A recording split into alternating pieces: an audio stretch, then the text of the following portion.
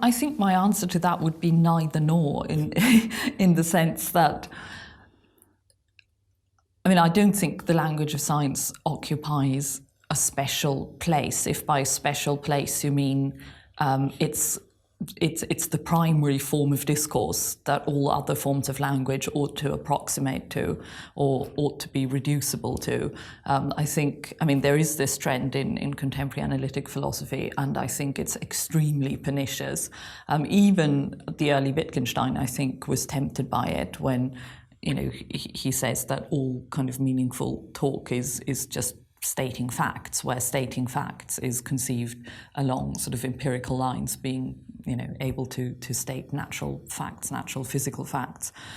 I think it's very revealing that someone like Wittgenstein, who otherwise so completely didn't follow the orthodoxy, nevertheless seemed tempted by that idea. I think it shows just how entrenched a certain way of looking at things and kind of thinking science is now going to provide us with the gospel truth about things. In many ways, I think science has replaced religion in the popular consciousness as kind of providing the sorts of answers that previously religion was supposed to provide.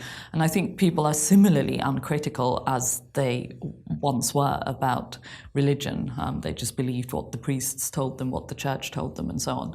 And now they just believe what they read in the papers about, you know, various scientific things. And obviously that's often completely distorted and not remotely what scientists actually think, but people just kind of, you know, sort of lap this up uncritically. So in that sense, I don't think the aim ought to be able to reduce everything to the language of science. And I think the most important things, thinking about ourselves as human beings, I don't think it makes any sense, for example, to try and reduce psychological language to the language of science. I'm very critical of the idea of folk psychology. I don't think there is such a thing as folk psychology. There is just psychology.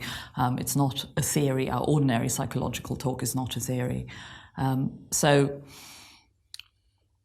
if that's what it means to single out the language of science as special, I think it's not special in that sense.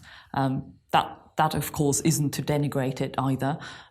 It obviously serves a very useful role in its domain, and the achievements it's brought us are great and, you know, ought to be appreciated as such.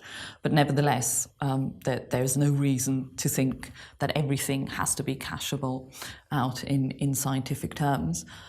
Neither, however, would I want to go as far as to say that all of scientific language is metaphorical. I'm not even sure I completely understand what that might mean.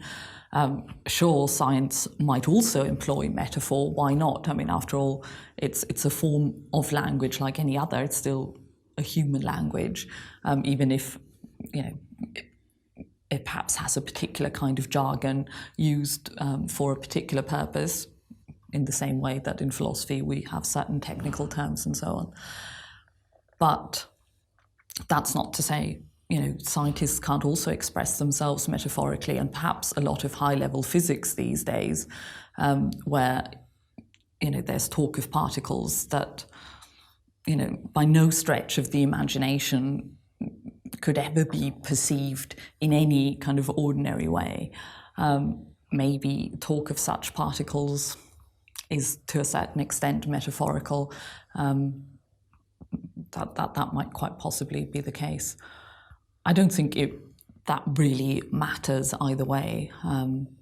So yeah, I don't think it makes any sense to kind of to try and reduce scientific talk just to metaphor, because that clearly would be a sort of extreme anti-realist tendency. If that's the idea anyway. So I would reject that, but equally I don't think the kind of sort of worship of the science of the discourse of science that a lot of modern Anglo-American philosophy goes in for is particularly good either.